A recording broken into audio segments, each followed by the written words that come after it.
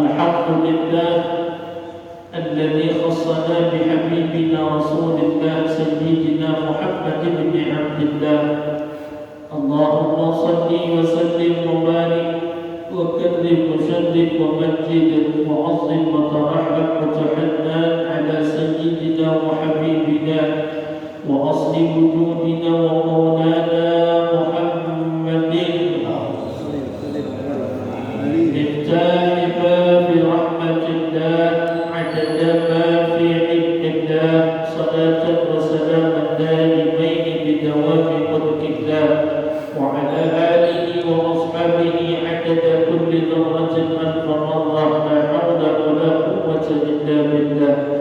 وبعد نوينا التعلم والتعليم والتذكر والتذكير والنفع والانتفاع والإفادة والاستفادة والحث على التمسك بكتاب الله وسنة رسول الله والدلالة على الخير والدعاء إلى الهدى ابتغاء وجه الله تعالى وقربه وثوابه ورضاه برحمتك يا أرحم الراحمين.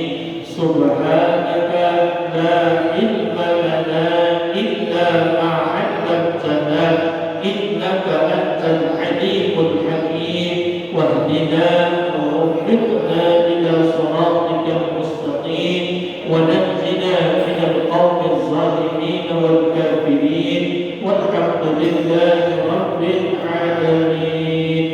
بسم الله الرحمن الرحيم. نويت أن أعتكف في هذا المسجد سنة لله تعالى. Sengaja aku iktikaf di dalam ini masjid sunnah atasku karena Allah Ta'ala. Hadratul mukarramin wal muhtaram, ma'asyiral fudala wal kurama wa ma'asyiral al-izzah wal ajillah ayyuhal hadirin wal hadirat rahimani wa rahimakumullah. Bil khusus yang sama kita muliakan Ketua Majelis Ta'lim Masjid Jami' Nurul Jannah serta para pengurus Majelis Ta'lim dan juga para pengurus DKM Masjid Jami' Nurul Jannah.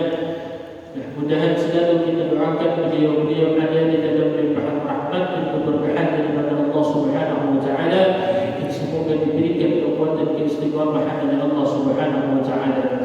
Ibu bapa hadirin hadirat jemaah Majelis Ta'lim Masjid Jami' Nurul Jannah, insyaallah mudah-mudahan selalu kita sama-sama di dalam kemuliaan yang datang daripada Allah Subhanahu wa taala, dan semoga kita senantiasa dimudahkan oleh Allah untuk bisa istiqamah di dalam segala macam bentuk ketaatan kepada Allah Subhanahu wa taala. Alhamdulillah, bersyukur kepada Allah, dan lupa salawat salam kita kepada baginda Nabi besar Muhammad sallallahu alaihi wasallam. Dengan nikmat Allah, walaupun dalam keadaan hujan dan taufik dan hidayah Allah, dengan berkat Rasulullah, alhamdulillah malam hari ini kembali kita bisa istiqamah dalam ilmi, duduk i'tikaf dan juga bersilaturahim di masjid ini. Mudah-mudahan semuanya diterima oleh Allah Subhanahu wa taala, semuanya menjadikan amal saleh kita nanti di hadapan Allah. Dan semoga Allah berikan kepada kita ilmu yang manfaat, ilmu yang barakah, dan semoga Allah sampaikan kebaikannya kepada siapapun dari hamba tauhid kita yang berhak atas agama kita, dan semoga nanti Allah kumpulkan kita di padang mahsyar bersama para auliya Allah, bersama para ulama salihin, dan bersama baginda Nabi kita Muhammad sallallahu alaihi wasallam. Amin ya rabbal alamin. Bismillahirrahmanirrahim. Qala al-musannif rahimahullah ta'ala, nafa'ana Allah bihi bi'ulumihi wa bi'ulumi sa'ir as-salihin wa bi'ulumikum fid darain amin. Wa qala radhiyallahu ta'ala anhu ila an qala qala siddiq fil maqamat, yakni benar pada segala maqam dan murad atau dimaksud dikehendaki dengan maqam itu yaitu amal yang batin seperti khauf dan raja dan ridha dan tawakkal, dan yang lainnya daripada segala amal yang batin yang tersebut di dalam bab yang kelima ini seperti ia mengetahui makna khauf dan makna raja dan lainnya itu, serta dirasanya sekalian itu di dalam hatinya, yakni telah jadi segala sifat-sifat yang demikian itu akan tabiatnya. Yang keenam, siddiq fil maqamat, benar di dalam segala maqam. Kalau kita berkeinginan untuk mendapatkan dan memperoleh kebahagiaan, keselamatan di dunia dan di akhirat, maka minimal 6 inilah yang kita usahakan daripada sifat siddiq yang harus ada di dalam diri kita. Maka ini yang terakhir, yang keenam, yaitu siddiq fil maqamat. Kita ulang-ulang sedikit. Yang pertama, kita harus berusaha siddiq fil qaul, yaitu benar di dalam perkataan. Jangan sampai omongan kita terbiasa dengan dusta. Yang kedua, kemudian siddiq fil niyyah, benar di dalam niat. Jadi yang pertama yang kita jaga kata-kata kita, jangan sampai kemudian ada di dalamnya bercampur dengan hal-hal dusta. Yang kedua, benar di dalam niat, yaitu tidak ada niat di dalam hati kita untuk bermaksiat kepada Allah dan untuk berbuat zalim kepada sesama makhluk Allah. Artinya kalaupun kita melakukan salah, maka bukan dikarenakan disengaja atau memang sudah diniatkan dari awal. Yang ketiga, kemudian benar fil azam, benar di dalam cita-cita. Arti benar di dalam cita-cita, apa saja yang kita ingini dari dunia ini, maka kita bertekad menggunakannya sebagai alat untuk beribadah kepada Allah sehingga nanti mendapat balasan di negeri akhirat. Yang keempat, siddiq fil wafa'i bil azmi, setelah bertekad maka bila tercapai yang diinginkan maka dilaksanakan. Yang kelima, siddiq fil amal, benar di dalam amal. Maksudnya benar di dalam amal, berusaha beribadah itu pikiran hati jangan lalai dari apa yang dikerjakan oleh batang tubuh. Orang menyanyi aja kemudian misalnya disuruh kemudian penjiwaannya sesuai dengan kata-kata yang ada di dalam lagunya. Apalagi kita beribadah, jangan sampai mulut kita mengatakan alhamdulillahirabbil alamin, hati kita gak karuan kemana-mana. Itu namanya tidak siddiq fil amal. Maka berusaha kita mulai sekarang berusaha jangan sampai kemudian amalan kita hanya zahirnya saja, hanya batang tubuh kita yang menghadap Allah, tapi hati kita kemudian lari dan tidak karuan arahnya kemana-mana. Nah, yang keenam, yang terakhir yang kita bicarakan malam hari ini adalah siddiq fil maqamat. Apa itu siddiq fil maqamat? Yakni benar pada segala maqam. Kalau bahasa kita maqam itu artinya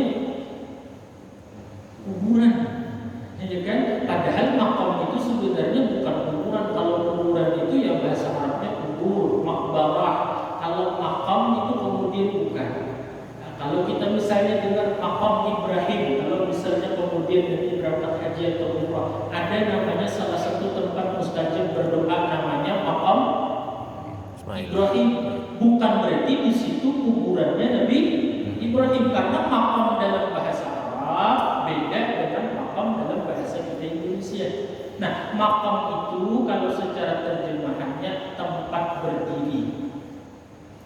Atau bisa juga kedudukan, sebut seperti itu kemudian. Nah, siddiq fil maqamat yakni benar pada segala maqam, dan murad artinya dikehendaki. Yang dimaksud maqam di sini adalah dengan makam itu, yaitu amal yang batin. Jadi yang dimaknai, yang dimaksud dengan benar dalam segala makam, yang dimaksud makam di sini adalah amal-amal batin atau amal-amal yang ada di dalam hati. Artinya benar fil maqamat, maksudnya adalah benar kita dengan segala amalan-amalan ibadah-ibadah yang ada di dalam hati kita. Jadi memang benar ada di dalam hati kita sifat-sifat terpuji daripada amaliyah-amaliyah atau ibadah-ibadah batin tersebut tadi. Disebutkan di sini oleh musannif seperti khauf dan raja dan ridha dan tawakal. Nah, ini kan kita sudah belajar khauf, raja, ridha, tawakal kita belum. Jadi benar fil maqamat adalah benar dengan segala amal-amal yang di dalam hati. Di dalam hati kita memang benar ada sifat khauf.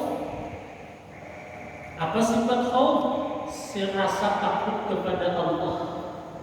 Artinya di hati kita itu memang benar ada perasaan kita ini takut dimurkai oleh Allah. Dan kita takut atau kita kemudian takut kepada segala sesuatu apapun dan siapapun adalah dalam rangka kita juga kemudian takut kepada Allah. Artinya kita tidak akan ada rasa takut kepada sesuatu selain Allah yang tidak ada hubungannya dengan rasa takut kepada Allah. Misalnya, kenapa kita takut gak berani durhaka kepada orang tua?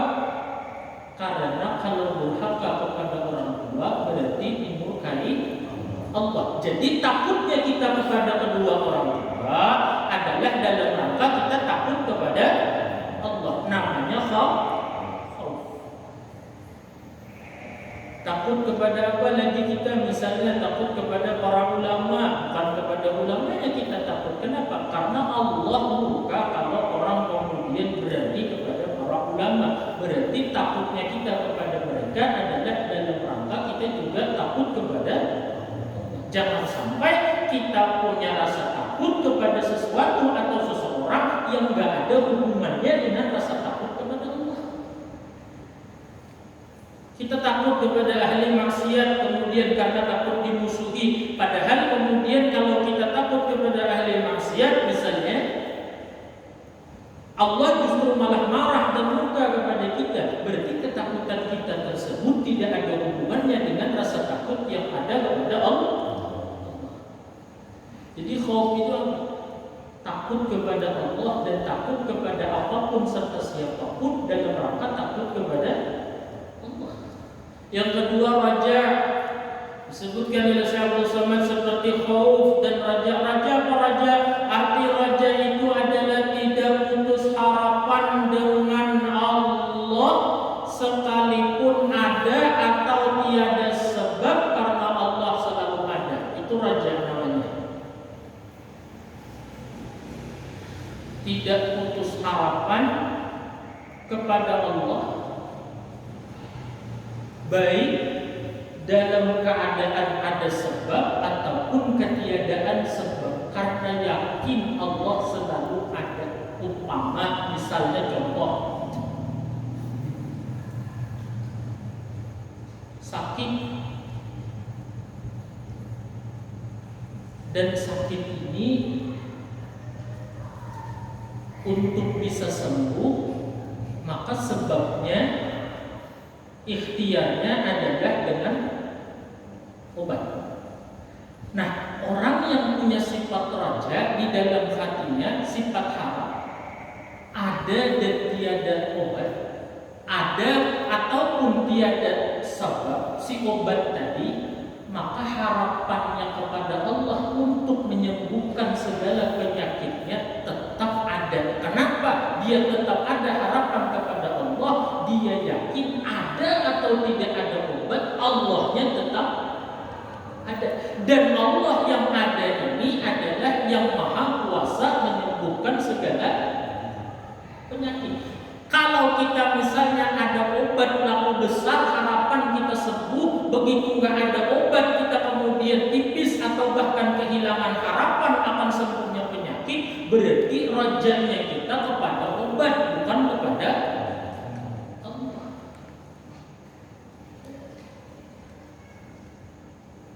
Maka raja itu tidak putus harapan kepada Allah sekalipun dalam kondisi adakah tiada tersebab, tetap harapannya kepada Allah kuat. Karena yakin Allah tetap ada, dan Allah yang ada ini adalah yang maha segala-galanya. Nah ini yang harus kita sama-sama terus belajar. Kita tuh biasanya yakinnya kuat kalau ada sebab. Begitu sebab itu nggak ada, keyakinan harapan kita bisa jadi berkurang. Ya, misalnya kita tahu semuanya, paham sudah semuanya, nggak ada orang yang mengelak bahwa di antara sebab datang atau jalan Allah memberi rezeki adalah dengan adanya pekerjaan. Pekerjaan ini yang mendatangkan rezeki, atau pekerjaan ini salah satu jalan Allah memberi rezeki. Kita kan paham orang beriman, pekerjaanlah yang memberi kita rezeki. Bukan kan? Yang ngasih kita rezeki adalah, tapi jalannya lewat, salah satunya lewat pekerjaan.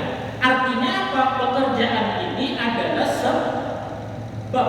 Nah, ada tidak adanya sebab, maka orang yang punya sifat raja di dalam hatinya kepada Allah tidak akan berkurang harapannya kepada Allah memberi dan mencukupi rizkinya. Kenapa? Karena dia yakin ada pekerjaan Allah tetap ada, nggak ada pekerjaan Allah tetap. Jelas kan? Kalau kita kan enggak. Begitu ada pekerjaan kita berani kemudian mulai hitung-hitung, bahkan bukan hanya hitung-hitung, utang-utang. Ya, kenapa? Karena kita, oh ini ada pekerjaan, kita hampir meyakini pasti ada rezeki.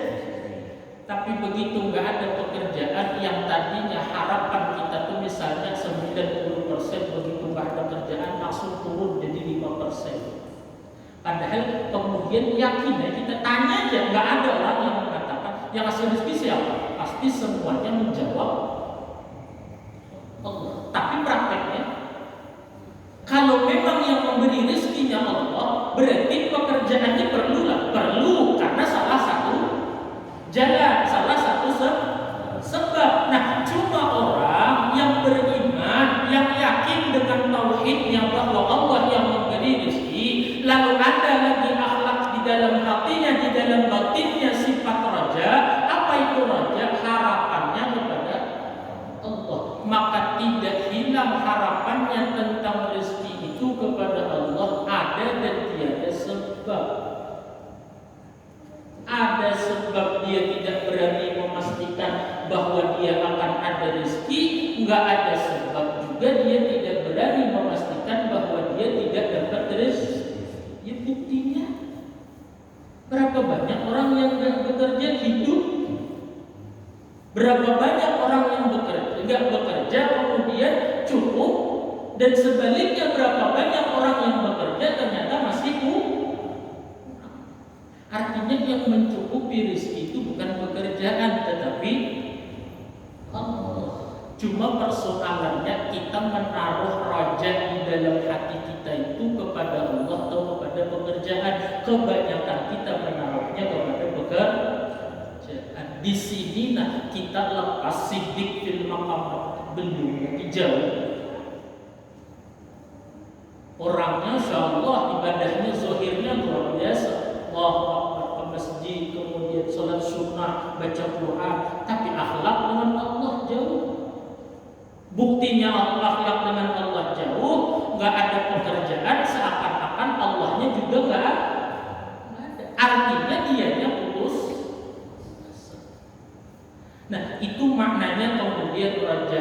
Lalu kemudian yang ketiga ridha, katanya sekarang musannif di dalam kitab beliau. Ya ini beliau menyebutkan contoh-contoh contoh amalan-amalan batin seperti khauf kata beliau yaitu takut kepada Allah, seperti raja yaitu berharap kepada Allah, dan ridha.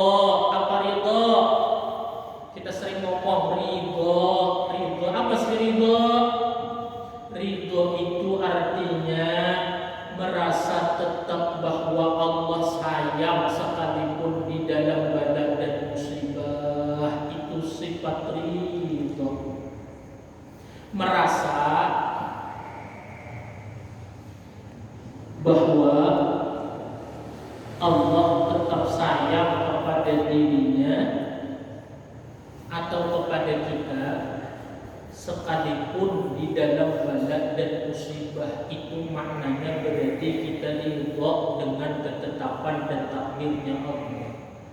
Mungkin yang terjadi tidak sesuai dengan keinginan kita. Kita pengennya sehat, yang datang sakit.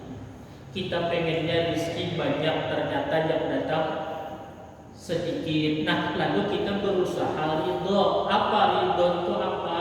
Ridha artinya kita merasa walaupun yang terjadi ini tidak sesuai dengan keinginan kita, atau bahasanya bala dan musibah, maka kita menganggap dalam bala dan musibah itu Allah masih sayang kepada kita. Allah masih sayang kepada kita, kemudian itu namanya ridha. Buktinya kenapa Allah masih sayang? Maka seandainya Allah turunkan bala yang lebih besar, kita patut dan berhak menerimanya. Sebab apa?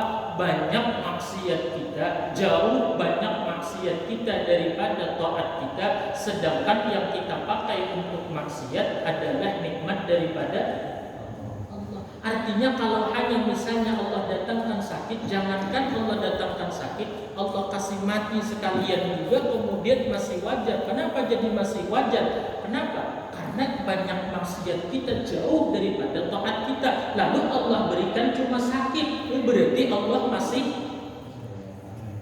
sayang.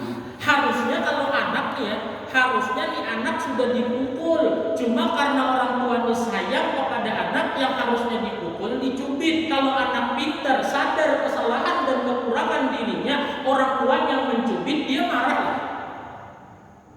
Kalau anak yang sadar kesalahan dan oh ya Allah, aku sebagai anak dasar nakal luar biasa, melampaui batas.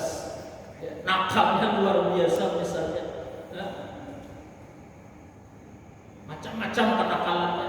Harusnya bukan dicubit, harusnya bahkan dipukul berkali-kali. Cuma kemudian orang tua ini karena sayang kemudian dicubit. Anak yang paham, anak yang berakal dengan akal yang cerdas, dia akan mengatakan, ih abahku, ih bapakku sayang hanya memberikan cubitan kepada aku yang harusnya berhak dipukul. Namanya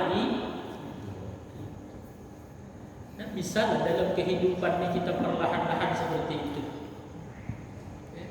Satu aja yang diingatkan, bahwa apapun yang bala dan musibah yang menimpa kita, yang harus kita ingat sebenarnya kita berhak mendapatkan bala dan musibah yang lebih dari itu. Cuma Allah kasih yang sebatas yang kita terima, yang kita alami. Berarti Allah masih sayang. Kalau Allah masih sayang, kita sadar kekurangan dan kesalahan kita, maka kita menerima takdir itu, namanya dengan ridho. Jelas ya, paham ya?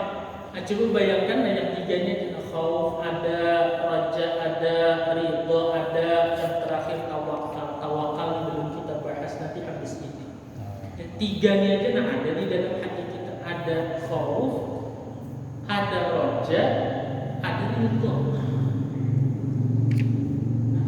Maka itu yang dinamakan amal-amal yang di dalam hati, yang dinamakan amal batin. Nah, itulah yang disebut kemudian dengan siddiq fil maqamat, atau benar pada segala maqam. Dan yang lainnya daripada segala amal yang di dalam hati yang tersebut di dalam bab yang kelima ini, seperti yang mengetahui makna khauf dan makna raja dan lainnya.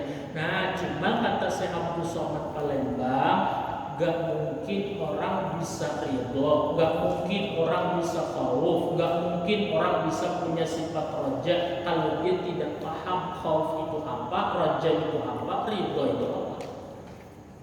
Maka disebut di sini seperti ia mengetahui makna khauf dan raja dan lainnya. Artinya gak mungkin orang siddiq fil maqamat kalau dia tidak mau menuntut ilmu. Di mana kita bisa ridho dengan takdir Allah? Orang ridho aja kita nggak tahu apa itu ridho. Bagaimana kita bisa benar dalam berharap kepada Allah kalau raja itu apa saja kita nggak paham? Bagaimana kita kemudian ada khauf di dalam hati kalau kita nggak ngerti khauf itu apa? Maka kemudian musannif mengatakan pertama dahulu harus paham artinya raja, khauf artinya ridho itu apa. Itu kemudian arti daripada siddiq fil maqamat, yaitu benar di dalam segala maqam. Jadi bapak-bapak yang dirahmati oleh Allah Subhanahu wa taala,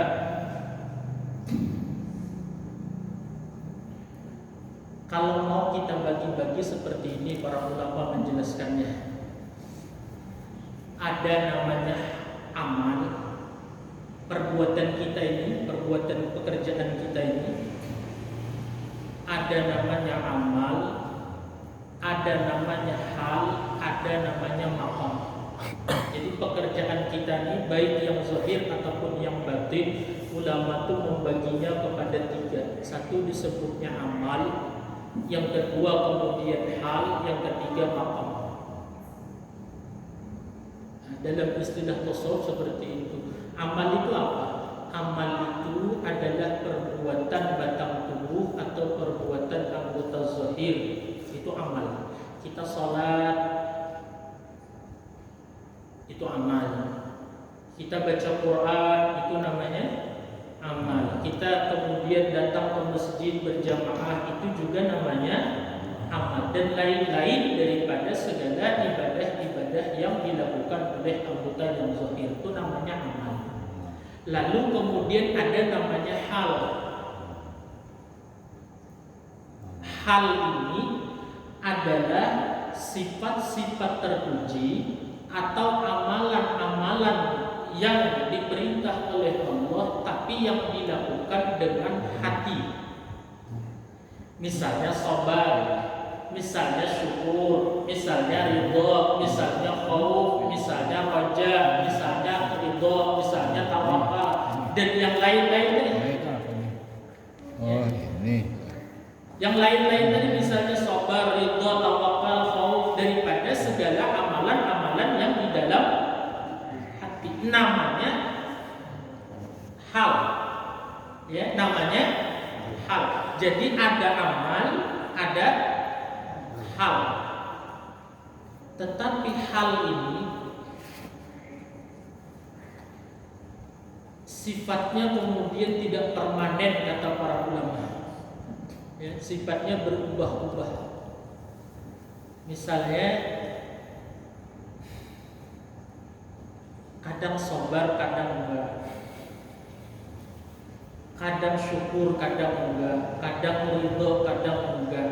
Nah, itu namanya hal. Tapi orang ini ada sifat sabar, ada sifat syukur juga ada. Tapi kemudian sifat itu belum permanen. Artinya yang suatu saat dia kemudian bisa sabar, tapi di saat yang lain dia kemudian gak bisa sabar. Nah, itu namanya disebut dalam istilah ilmu tasawuf adalah hal.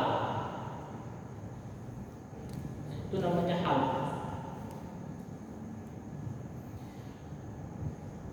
Ketika kemudian sifat terpuji itu sudah permanen ada di dalam diri orang tersebut, maka baru disebut namanya maqam.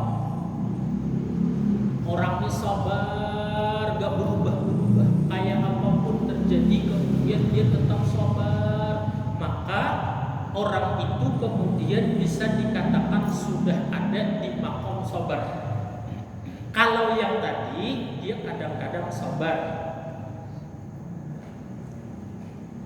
hilang, pulang dari masjid sendal hilang. Tapi sendalnya itu sendal jepit yang sudah 16 tahun umurnya. Kira-kira bisa sabar nggak? Bisa sabar nggak?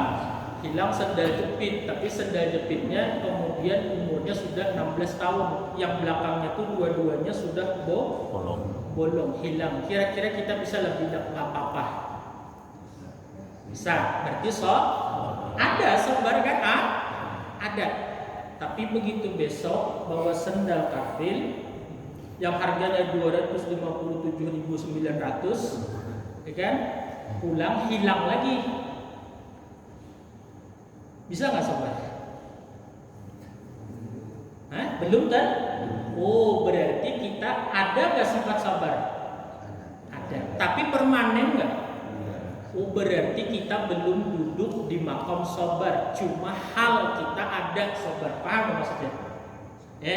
Orangnya sabar, orangnya sudah punya sifat sabar. Cuma sifat sabar orang ini hal belum lagi kemudian sampai kepada makom. Kalau halnya syukur, kemudian kalau dapat duit 200 juta, tapi kalau 20.000, syukur nggak? Oh, belum bisa. Oh, nah orang ini sudah ada punya sifat syukur, tetapi belum jadi makom. Namanya dalam ilmu tasawuf dia baru hal.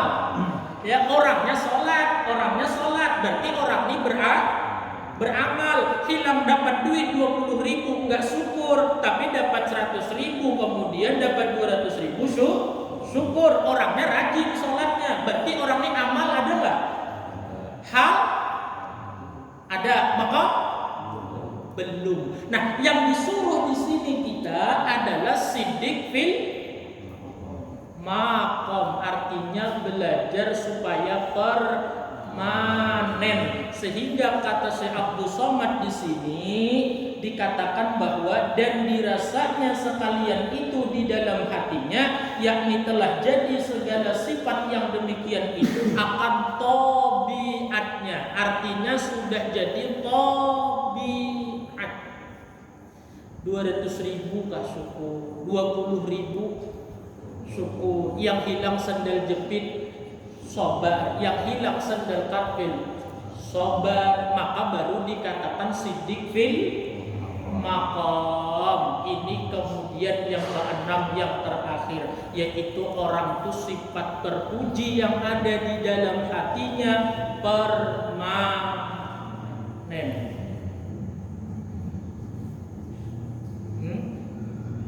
Kadang-kadang kita bisa sabar, kemudian kalau misalnya yang hilang duitnya 20.000-an, apalagi 2.000-an, duit 2.000 hilang, bisa sabar kita.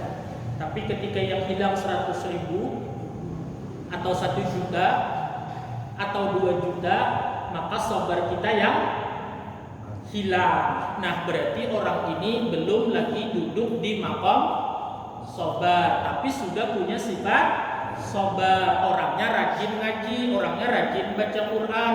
Maka itu tiga-tiga ini harus sempurna: ilmu, amal, hal, dan maqam. Nah, bila kita mendengar orang-orang mengatakan kita harus duduk di makam sabar, kita harus duduk di makam syukur, kita harus di makam ridha, makam itu artinya berat, bahwa seseorang memiliki sifat terpuji itu adalah sudah permanen di dalam hatinya. Tapi walaupun berat, kewajiban kita adalah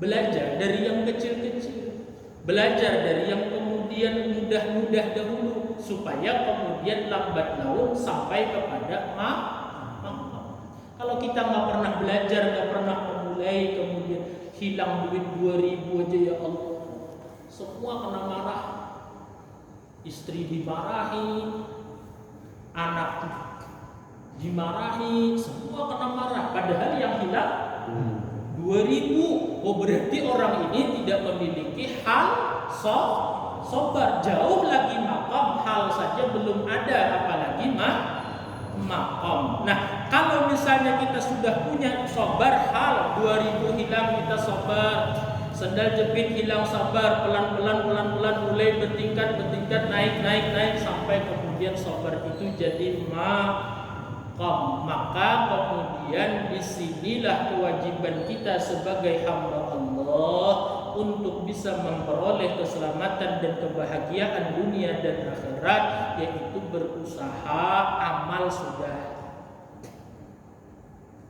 Alhamdulillah sholat sudah 5 waktu, bahkan bukan hanya 5 waktu, ditambah plus berjamaah, ditambah lagi di awal waktu, ditambah lagi qobliyah artinya amal. Alhamdulillah, tinggal hal kayak apa? Hal miliki sifat-sifat terpuji yang ada di dalam hati. Jangan sholat rajin, mengeluh juga rajin. Jangan baca Quran rajin, tapi kemudian juga pemarahnya rajin. Maka berarti orang tersebut belum ada hal, baru sampai kepada amal. Ada yang sudah amal jalan, salatnya sudah, baca Al-Qur'annya sudah, berjamaahnya sudah, halnya sudah, ada sudah sifat sabar. Cuma kadang-kadang bahasanya begini, kan sabar ada batasnya.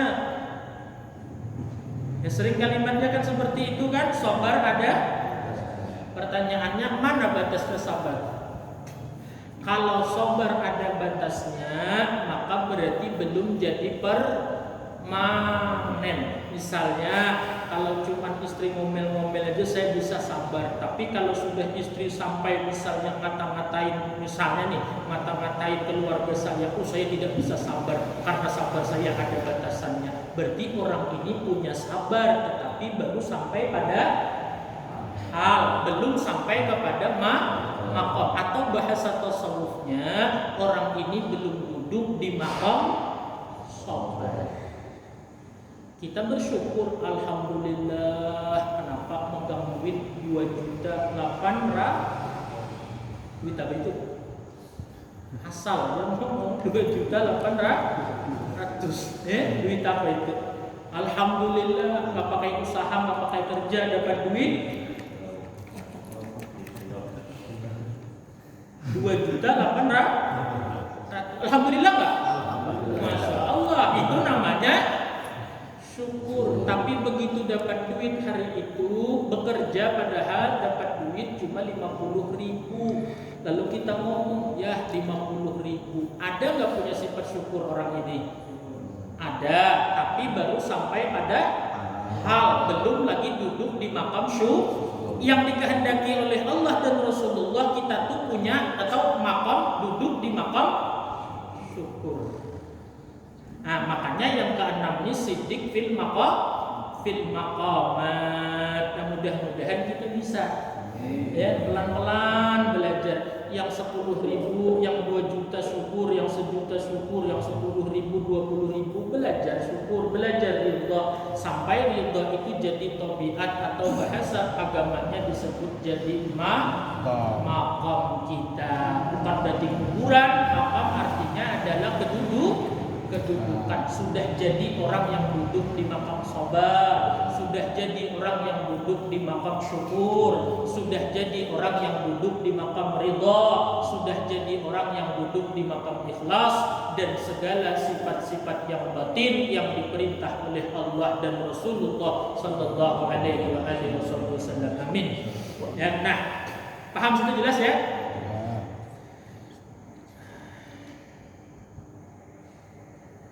Maka para ulama begini lagi menyusunkan kita. Ini sudah anggap saja kemudian kita sudah tahu tentang hal dan makam. Kita sudah mengerti orang yang sampai di makam itu. Nah, saya diambil contoh misalnya begini Pak. Orang berangkat haji, mau berangkat haji deh. Berangkat haji berarti dia menuju ke Baitullah. Nah, sama perjalanan kita dalam kehidupan ini juga kita menuju Allah. Arti menuju Allah itu maksudnya yang kita cari adalah, yang kita tuju adalah ridhonya Allah. Sama orang berangkat haji nih. Orang berangkat haji yang dituju adalah Baitullah. Kalau berangkat haji haji misalnya menuju belanja, berarti bukan haji namanya. Yang kalau misalnya berangkat haji yang dituju wisata, bukan haji. Karena yang namanya haji itu qasdul baitul haram lil nusuk, menyengaja datang ke Baitul Haram, maksudnya Ka'bah, dengan tujuan ibadah. Oh, berarti kemudian kita dalam perjalanan hidup ini sama kayak orang berangkat haji menuju Allah. Dari manakah orangnya, siapakah orangnya, jenisnya kayak apakah, asal dia beriman maka dia menuju. Arti menuju Allah